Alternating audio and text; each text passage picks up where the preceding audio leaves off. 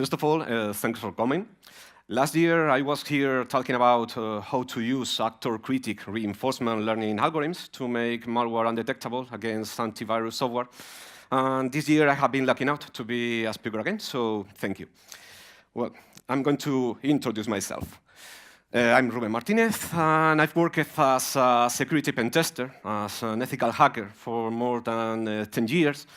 But I've been interested in artificial intelligence since I was at Polytechnic University. And I'm currently working at Datahack, especially in the area of labs, developing a research project called the Afora. And what are we doing in this project, in the Afora? Well, we have to give intelligence to an humanoid robot. It's a Pepper robot. You may have seen it in the Datahack booth, or in TV, or in MasterChef, maybe. So it can assist people with Alzheimer's disease.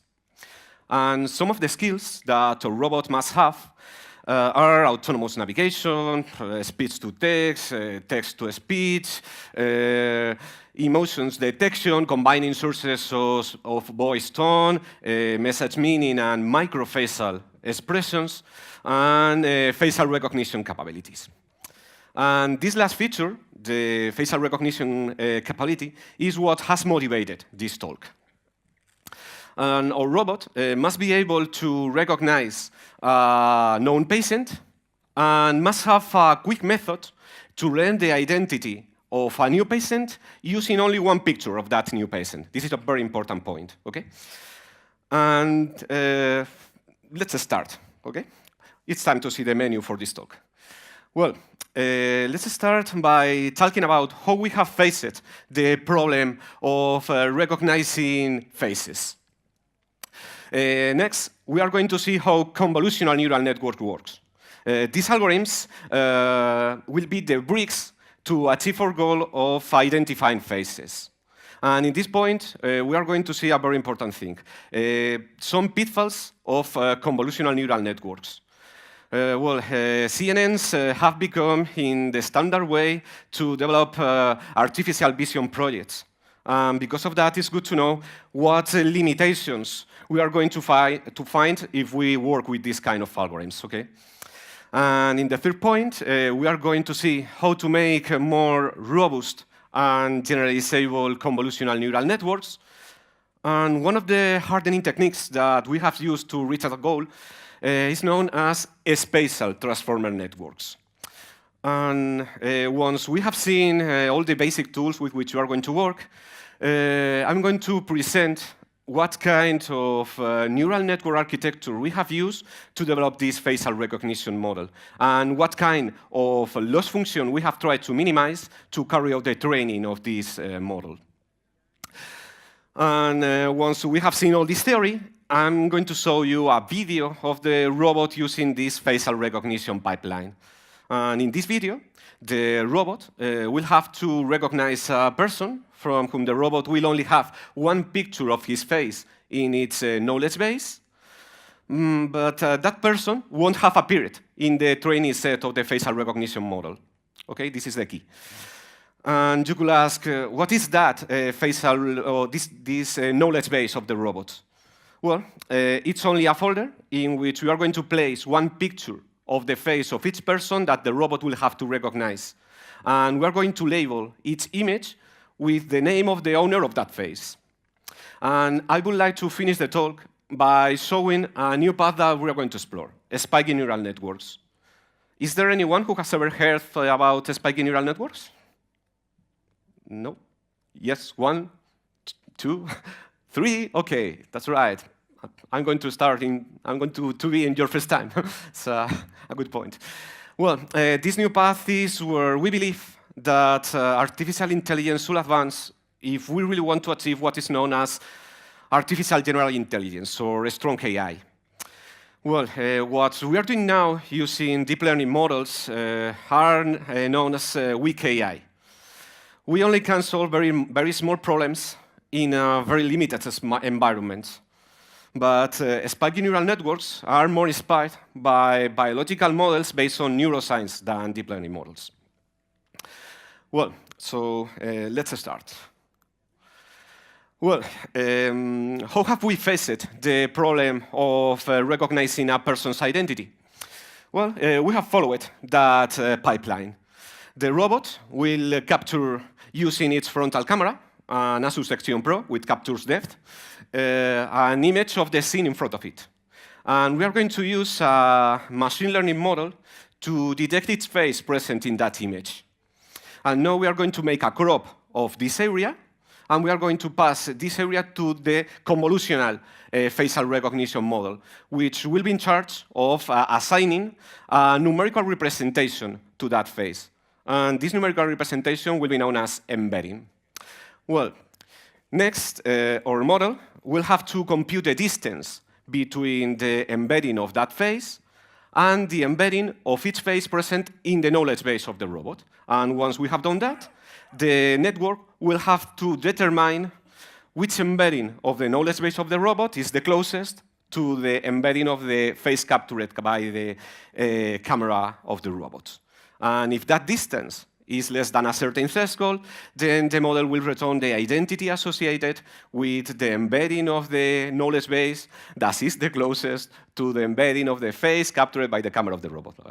Otherwise, the model will return the value of unknown identity. Okay, this is the pipeline. And in this point, I would like to talk about one thing. All of this that we are doing here is to ensure that the thing that we have to use a lot of methods to make a more robust convolutional neural network, such as data augmentation techniques, or, for example, transfer learning, which is a must if you work with convolutional neural networks, or the spatial transformer networks, or modification in the convolutional operator to add it more transformation operations. All of this is to ensure that the data distribution of the training set or the facial recognition model is as similar as possible than the data distribution that the model will find in real environments when it has to make predictions. And you could think that this kind of algorithms have a poor generalization capacity. And you will be right. Because of that, we still need big data, okay? If you want to work with supervised learning using convolutional neural networks. Well, and to develop the detection of each face present in an image, we didn't want to train a deep learning model, but we decided to use a supervised machine learning algorithm that is quite robust in this task, and its name is HARC cascades. This model receives an image, and for each face present in that image, it will return the coordinates of the bounding box that surrounds each face. I'm not going to explain these algorithms because the time of the talk is limited, and I prefer to delve into the part of the pipeline in which we have used deep learning models. So, as I said before, next we are going to make a crop of the area of the bounding box that surrounds its face, and we are going to pass this area to the facial recognition model. And this facial recognition model is based on convolutional neural networks. So let's see a brief introduction. Well, convolutional neural networks combines different types of layers, and among them we can find, for example, the convolutional layer and the pooling layer. So how does the convolutional layer work? First of all, we are going to see how to represent an image. We are going to use a matrix of H pixel of height and W pixel of width and C channel colors. For example, a grayscale image will only have one color channel, and a color image will be represented using red, green, and blue color channels. And in the convolutional layer, we are going to slide this orange matrix over our original image, the green matrix, by 1 pixel. And this value is managed using a hyperparameter called stride. Okay? And for its position, we are going to compute the element-wise multiplication between the two matrices And we are going to add the multiplication outputs to get the final, the integer, that integer, which will be a single element in the output matrix. Okay? And in that terminology, the orange matrix is known as a filter or kernel or feature detector, and the output matrix is known as a convolved feature or feature map or activation map. Okay? And in practice, a convolutional neural network learns the values of these filters during its training process using backpropagation. And the point is that we still need to provide some hyperparameters before of the training process. Hyperparameters like, for example, the number of filters, the filter size, the stride, the padding, which consists of filling the edges of an image with zeros. And here, you can see the equation to compute the feature map size using the values of that hyperparameters. And summarizing, the more filters you have, the more image features get extracted, and the better your convolutional neural networks become at recognizing patterns in unseen images. Well, now in this picture, we can see an image of our entire convolutional neural networks, which is a hierarchical learning. I mean, the filters of the first layers are going to detect patterns, simple patterns like lines, borders, corners, and something like that. And the filters of the final layers are going to detect complex patterns based on the knowledge of the previous layers. Okay, this is the key point of this slide. Well, now it's time to talk about the pooling layer. Well, the pooling layer reduces the dimensionality of each feature map, but retains the most important information. It's like a generalization technique that has a convolutional neural network. We can find different types of spatial poolings. For example, max pooling, average pooling, sum pooling. In case of max pooling, we are going to define a spatial neighborhood, for example, a 2x2 window, and we are going to take the largest value of the feature map within that window. Or instead of taking the largest value, we could have taken the, for example, the sum or the average of all elements within that window. And we'll have used, in these cases, the average pooling or the sum pooling. Next, we are going to slide our 2x2 window, and we are going to take the maximum value for each region. Okay? And in this point, I'm going to introduce the concept of a receptive field, which is present also in neuroscience, in our visual cortex. Okay? What is the receptive field of a neuron? Well, it's only the region of the stimulus space that causes the firing activation of that neuron. And here, you can see the equation to compute the size of the receptive field in layer K, assuming that the size of the receptive field in the first layer is 1. But coming back to the topic of the pooling layer, there are a few downsides which make it an undesirable operator, we can say that. For example, the pooling layer is destructive. It discards a lot of feature activations, and because of that, we are going to lose exact positional information.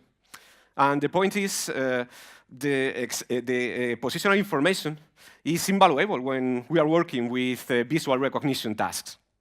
And another limitation of the pooling layer is that with a small receptive field, the effects of the pooling operator will be felt only towards deeper layers of the network, where the size of the feature maps will be usually small. And because of that, intermediate layers may suffer from large input distortions. And we cannot increase the size of the receptive fields arbitrarily, because it will downsample our feature maps too aggressively, and we will lose a lot of positional information. Okay. Here is where spatial transformer networks come into play. Okay, to make a more robust and generalizable convolutional neural networks. Okay. Well, spatial transformer networks are a differentiable module that learns how to apply different types of affine transformation to the feature map where they are inserted. Okay, and all this to ensure or to remove, in this case, spatial variance. This is the key point of this technique. Well, we could define a spatial transformer network using its three characteristics. For example, a spatial transformer network is modular. I mean, it could be inserted anywhere in your network with a relatively small tweaking. And also, a spatial transformer network is dynamic. I mean, a spatial transformer network applies a different transformation on the feature map where it is injected in for each input example, as compared to the pooling layer that acts identically for all the input examples. Okay? And another characteristic, and a very important point, is that a spatial transformer network is differentiable. And because of that, it can be trainable using backpropagation, and offer us the ability to perform an end-to-end training of the main network when the spatial transformer network is injected in. Okay? In our case, the main network will be the facial recognition network. Well, and we can say that a spatial transformer network has three components: a localization network, a grid generator, and a sampler. Well, the objective of the localization network is to return the parameters theta of the affine transformation that will be applied to the feature map where this spatial transformer network is injected in. And what is an affine transformation? Well, it's only any kind of transformation that preserves collinearity and that preserves the ratio of distances. For example, the midpoint of a line segment initially will be the midpoint of that line segment after the transformation. And we can find different types of affine transformations. For example, rotations, translations, scalings, transvections. And the thing is, rotations, scalings, and transvections are linear transformations. And linear transformations can be applied to a point P of coordinates x and y using the matrix multiplication. But the translation is not a linear transformation because it doesn't leave the origin fixed. And if we want to apply a translation to a point P of coordinates x and y, we will have to use the sum operator. And in this example, we can see how we have applied a linear transformation given by these four parameters, a, b, d, and e, and to a point P of coordinates x and y. And this linear transformation could be a rotation or a scaling or a transvection.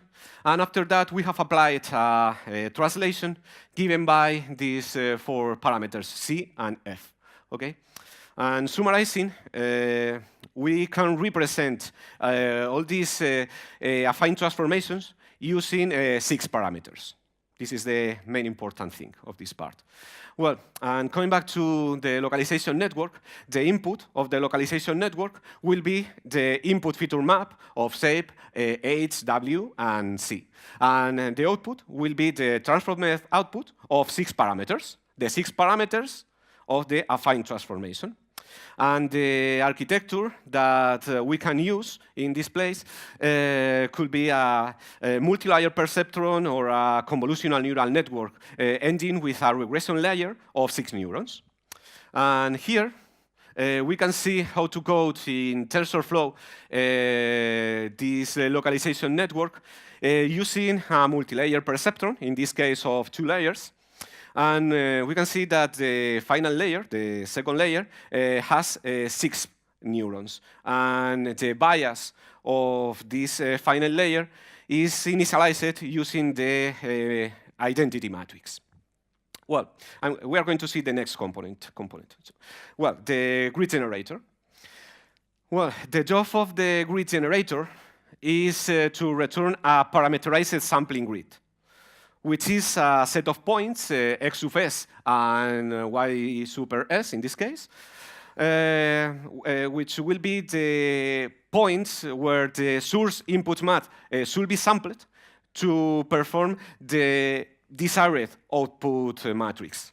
Well, and to obtain that parameterized sampling grid, first the grid generator creates a normalized mesh grid with the same shape as the input feature map.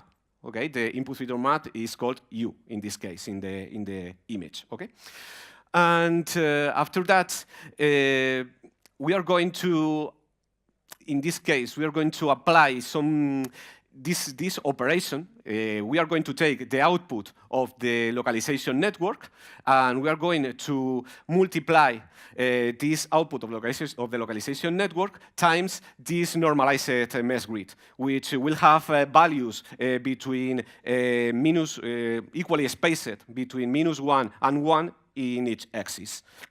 And it will be represented using this notation, x super t and y super t. And the point is, the values of the parameterized sampling grid, I mean x super s and y super s, may be fractional. And because of that, we need something more. And this something more is known as sampler. Well, in this case, in this slide, we can see how to code this normalized mesh grid, which will have equally spaced values between -1 and 1 in each axis. And here we can see the sampler. Okay, the objective of the sampler is to take the input feature map and the parameterized sampling grid, which will have the coordinates where the input feature map should be sampled to produce the output feature map, to produce the output feature map called B, phi in this case. Okay, and the sampler done that using a bilinear interpolation. Okay, the interpolation step is necessary, as I said before, because the output values of the parameterized sampling grid will be usually fractional, and because of that, these values won't exist in the input feature map, and we need to perform this kernel interpolation. Well, and in this formula, we can see how to compute the output values of the pixel y, which will be in the position x sub I super t and y sub I super t in the channel C. And the u value will be the input value of the pixel of the feature map at the position nm and in the input channel color T.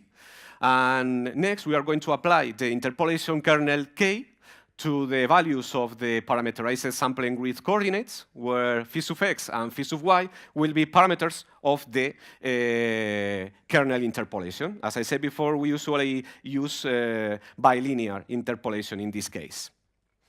Well, and combining these three components, the spatial transformer networks learns how to apply a different transformation on the feature map where it is injected for each input example. This is the main important thing. And the main network, I mean the facial recognition network, learns that some object, for example, a face, is the same regardless whether it's rotated or scaled or so on, okay? Well, in this slide, you can see an image of the neural network architecture that we have used to develop the facial recognition model. And you can see what kind of loss function we have tried to minimize in this case, which is known as triplet loss.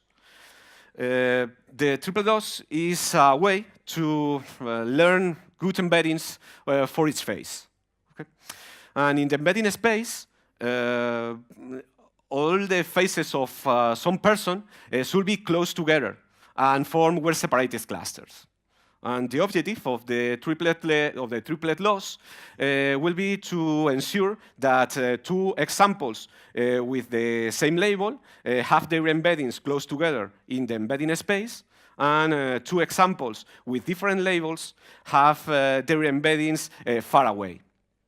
However, we don't want to push the train embeddings of some label to collapse into very small clusters. The only requirement is that given two positive examples of the same class, and one negative example, the negative should be farther away than the positive by some margin. And to formalize these requirements, we can say that the triplet loss will work with triplets of embeddings. Well, we have used a ResNet convolutional neural network, and we have cloned this network 2 times, where the input of the first network will be the anchor, that will be an example of some class, and the input of the second network will be known as positive, which will be a different example of the same class as the anchor, and the input of the third network will be the negative, that will be a different example of a different label than the positive and the anchor. And you can say that in this picture, I have chosen a picture of my face as the anchor, and a different picture of my face as the positive. And I have to apologize for choosing this picture of my partner and friend Alejandro as the negative. Okay.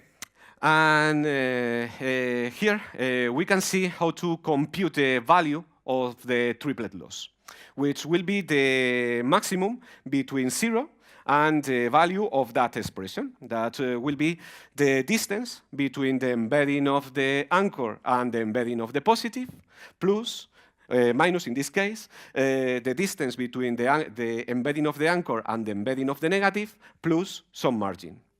And the most important part here is that as we minimize the triplet loss, the distance between the embedding of the anchor and the embedding of the positive will be closer to 0. And the distance between the embedding of the anchor and the embedding of the negative will be greater than the distance between the embedding of the anchor and the embedding of the positive plus some margin. Well, perfect. And in this point, we are going to see all this theory working in a robot with real data. As I said before, the robot will have a knowledge base in which we are going to have one picture of the face of each person that the robot will have to recognize. And additionally, we are going to train our facial recognition model with a training set composed by approximately 5,000 pictures of each identity. Okay? Well, let's play the video. Dentro. Esta es la grabación de la prueba REFR002 en la que vamos a mostrar el funcionamiento del modelo de reconocimiento de caras empleando como sujeto de prueba una persona que no está presente en el conjunto de entrenamiento. Lo que se ha hecho es entrenar una red neuronal que genera una función de embedding, de forma que cuando llegue una imagen a esa red neuronal, la función de embedding le asignará un valor. Esa red neuronal ha sido entrenada de forma supervisada mediante 3 clases de imágenes. Vamos a ver aquí cuáles son. Tenemos 3 carpetas. En la carpeta número 0 hay imágenes mías. En la carpeta número 1 hay imágenes de mi compañero Alejandro. Y en la carpeta número 2 hay imágenes de mi compañero Javier. Adicionalmente, el modelo tiene una base de datos en la que colocaremos una única imagen por cada persona que queramos que el modelo reconozca. En nuestro caso tenemos una imagen de Alejandro que está presente en el conjunto de entrenamiento, otra imagen mía que también estoy presente en el conjunto de entrenamiento y por último una imagen de nuestra compañera Rosa que no está en el conjunto de entrenamiento. Entonces vamos a describir la prueba. Lo que vamos a hacer es que nuestra compañera Rosa se va a colocar delante del robot, va a decir el comando verbalmente que va a activar el modelo de reconocimiento de caras, y a continuación comenzará el robot a tomar imágenes a través de su cámara. Esas imágenes se volcarán en un topic de ROS y le llegarán al modelo. Por cada imagen que le llegue al modelo, comprobará en primer lugar si hay una cara en dicha imagen, y si la hay, se encargará de predecir qué persona se encuentra presente en esa imagen. Y por último, entrará en funcionamiento un modelo de text-to-speech que reproducirá oralmente el nombre de la persona predicha por el modelo de reconocimiento visual. Muy bien, pues vamos a comenzar con la prueba con nuestra compañera Rosa. Si puedes decirle la palabra, Rosa. Reconoce. Ahora mismo el modelo ya ha aceptado el comando y está empezando a capturar imágenes. En breve dirá el nombre de la predicción. Como habéis podido comprobar, ya ha dicho el nombre de la predicción. Lo ha vuelto a decir, vamos a pararlo para comprobarlo. ¿De acuerdo? En este caso, estamos para decidir prepararlo para que deje de decirlo. Recibo que estás hablando, pero no tengo tímpanos. This is an example. Aquí vamos ahora a comprobar la salida del modelo. Bueno, pues aquí se ha podido comprobar cómo el modelo ha guardado por cada imagen que ha recibido el nombre de la persona predicha en dicha imagen, que es Rosa. Adicionalmente, lo que hacemos es publicar esa información en un topic de ROS, llamado en este caso pepperutils-facename, con el propósito de que otra aplicación pueda hacer uso de esta información. Hasta aquí esta prueba. Okay. This is a demo of this facial recognition model with all of its limitations. And I would like to finish the talk by showing that we should move towards models that combine concepts like quantum computing and neuroscience. One example, a first approach based on neuroscience could be spiking neural networks. Well, spiking neural networks work with spikes, which are discrete events that take place at points in time rather than continuous values. Essentially, when a neuron reaches a certain potential, it spikes, and after that, the potential of that neuron will be reset. And at first glance, this may seem like a step backwards, because we have moved from continuous outputs in deep learning models to binary outputs in spiking neural network models. But in the end, the spike trains offer us the ability to process spatio-temporal data, or in other words, real-world sensory data. The spatial aspect refers to the fact that neurons are only connected to neurons local to them. And the temporal aspect refers to the fact that spikes occur over time. And what we are losing with the binary encoding, we gain with the temporal information of the spikes. Okay? And one common model used in spiking neural networks is known as leaky integrate and fire model, which is a simple description of a neuron. Well, real neurons have a membrane and have a family of ion channels that control the flow of current across that membrane, which modulates the action potentials, the membrane action potentials, including the firing of these action potentials. Well, the leaky integrates and fire model implements 4 features of a real neuron. Well, the entire cell has a single voltage called V sub m, and it has a membrane with a capacitance called C sub m, which its units are in farads or coulombs over volts, and it has a leak channel that allows the current to flow across the membrane with a resistance of R sub m, or inversely, with a conductance G equals to 1 over R sub m. Well, and without the application of an external current, the charge carriers traveling across the membrane will be driven by an equilibrium voltage called V sub equilibrium.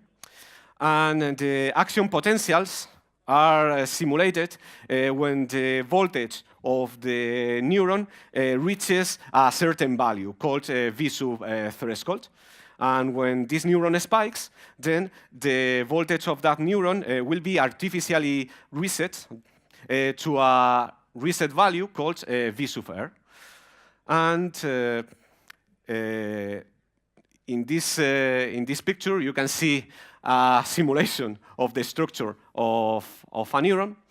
And the equation that describes how the voltage of a neuron changes over time in the face of an externally applied current Y sub M, assuming that tau is equal to the capacitance times the resistance R sub M, is that equation. The derivative of voltage with respect to the time is equal to that equation. And if assuming that we have a discrete time step, we could evolve that equation to work with discrete time steps, okay? And after that, we should define some kind of learning rule, for example, STDP, which is the acronym of spike time independent plasticity. And this learning rules modifies the strength of the synaptic based on the pre- and post synaptic spikes. And this is only a brief introduction of spiking neural networks with the aim that some of you are attracted to this topic. As the time of my talk has finished, I would like to encourage you to keep researching in alternative ways of artificial intelligence to test more robust models. Okay, that's all. You have any questions? Thank you. If you want, we can talk later. I'll be in the Datahack booth, okay?